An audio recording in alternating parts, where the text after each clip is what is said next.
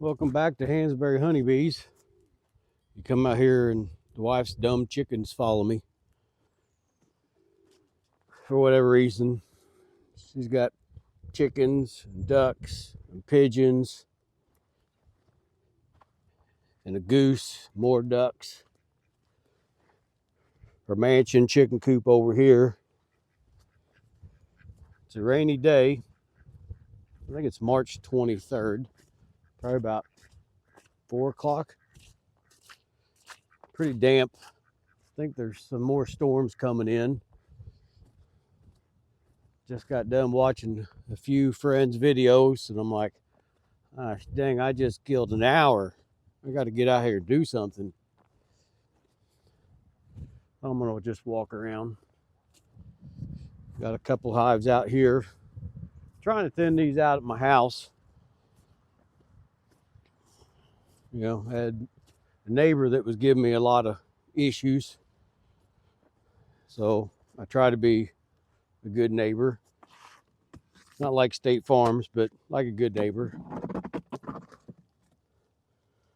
So I'm just going to look into a hive here. They're not really doing much. You can kind of see they've been eating the fondant. I'm not going to get into them. That'd be probably a couple stings in the face. But we've got a couple people ask me about taking boxes off, for whether it's a quilt box or an insulation box or foam, whatever it is.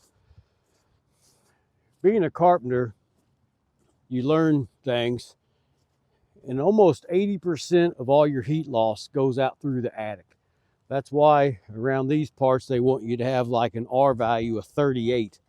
That way, you know, the heat doesn't escape through the blown in or the fiberglass bat, whatever you're using. I built these boxes, it's probably been 7 years ago. I try to use as things change and you have supplies on hand, I try to do like an R30. Some might have an R19, but either way, a lot helps. But right now, almost every colony is probably trying to brood up, and that's according to how many numbers are in the colony on how big they can grow. There's like a temperature threshold. The bees only can keep so much brood warm.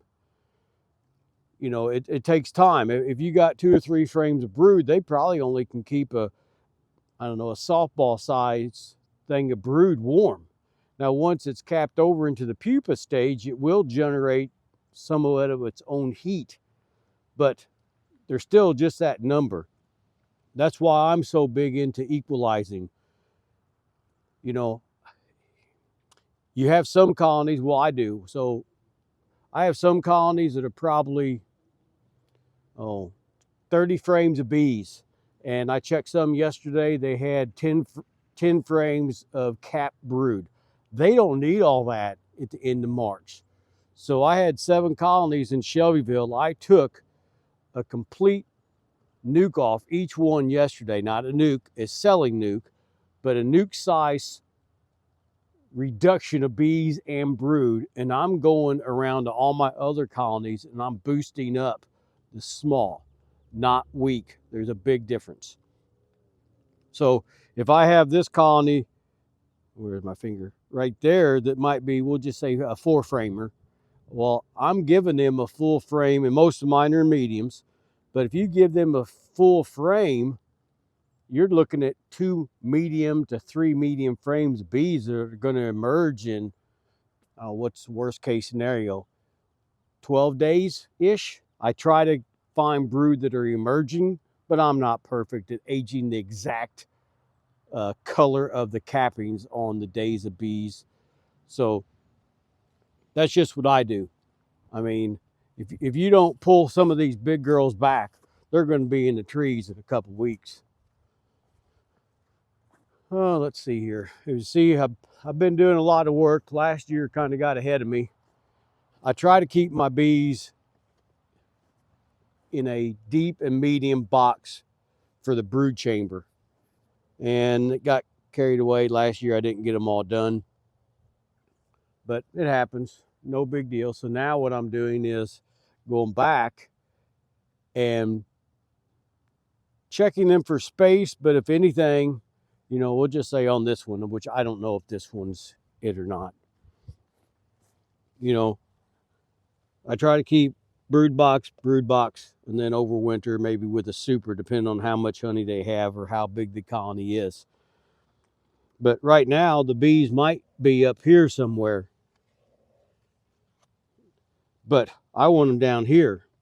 I'm not reversing boxes, but if I can put all the brood that's up here and in here, well, I might do that, and then I'll put all the honey up here.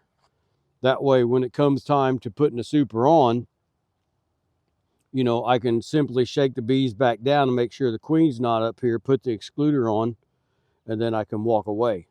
Just what I do. Don't do what I do. You see, this one here's got 3 mediums. So after the weather breaks, I'll probably take one of these mediums off.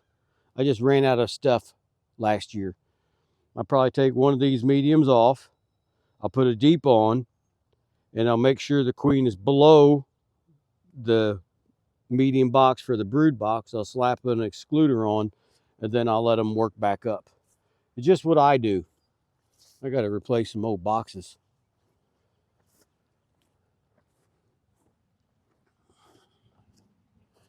I hate being inside.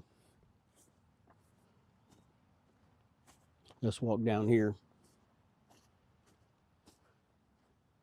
I don't know if you guys ever watch Ian Stepler's The Canadian Beekeeper's blog, but he's got me into bad habits.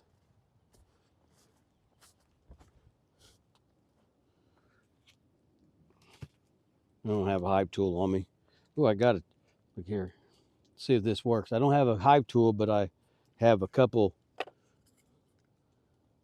grinder disc. Where there's a will, there's a way. I don't have a veil on. I wouldn't do that to my really big girls.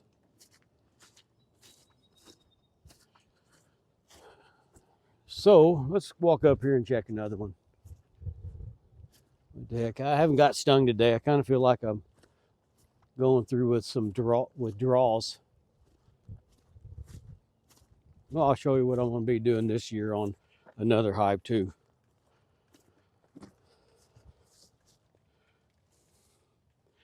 So somebody asked me why the Reflectix and foam.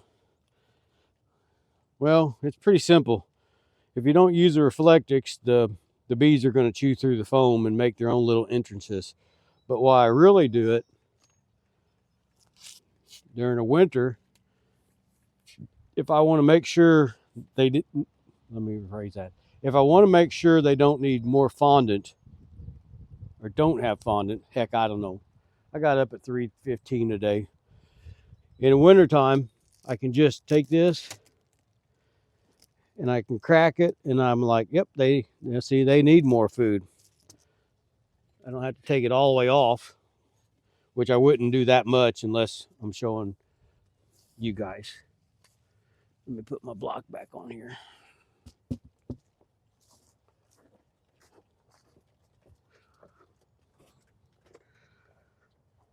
I also got this from Ian. So this is going to be like a triple nuke. And what it's doing is there's 3 chambers in here. If I remember right, it's a 7 frame, a 5 frame, and a 7. I don't remember for sure. But last year, what was the year? Yeah, last year I was running 3 queens in here, and I was adding supers on accordingly. Once the bottom 3 chambers are full of bees and 3 queens, I put excluders on, and I just keep stacking up super. So you're almost running like a 3 queen hive. Right now there's only 1 in the left, and that's because late in the fall I sold 2 queens, and I just dispersed the brood frames out to other colonies to give them just a little boost. So let's walk back here. So somebody pointed this out to me, and I kind of agree. Right now, you see a lot of posts on the social media bee groups about, we'll just say, somebody split a hive and it failed. Okay, I get it. People are upset that somebody did something maybe not correctly and their bees died. I get it. But first off, I wouldn't split bees right now. But secondly, we all make mistakes. There's not a beekeeper out here that hasn't made mistakes, hasn't made dumb mistakes. Probably we'll just say, like, you're a first year beekeeper and your bees died, and somebody said, well, did you treat for varroa? And that beekeeper always says, well, I didn't have varroa because I didn't see them. How many times have we heard that? Kind of what I'm talking about here. We all make stupid mistakes. But what I'm really talking about is the way people address things on social media. Somebody makes a comment that you might think is foolish, and then you give a smart little comment.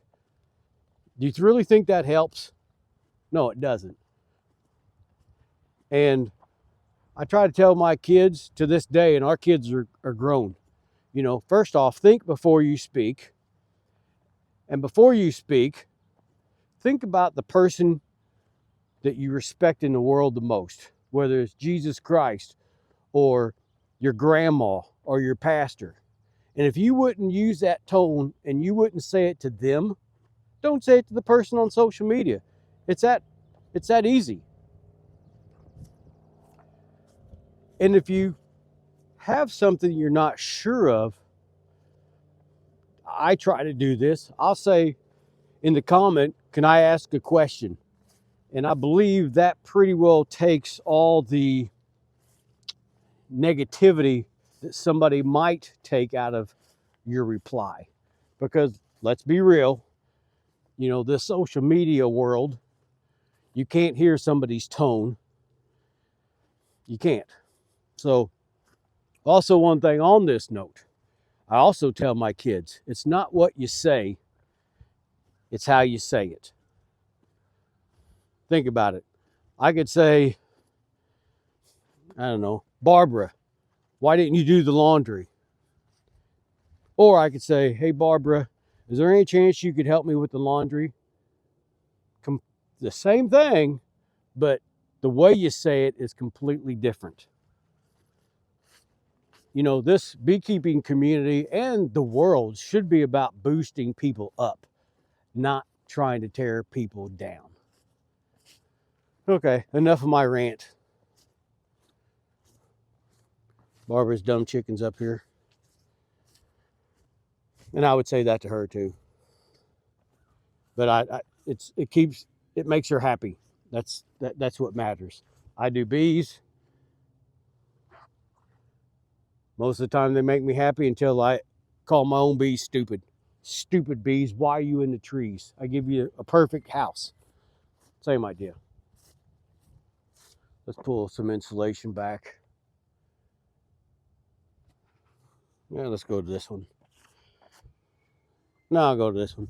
I don't feel like moving these cinder blocks right now.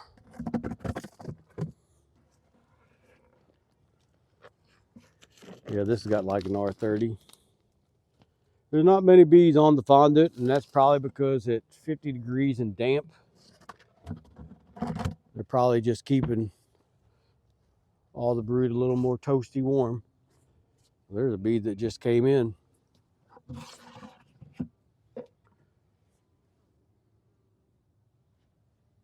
Can't see anything there either, except insulation hitting me in the face.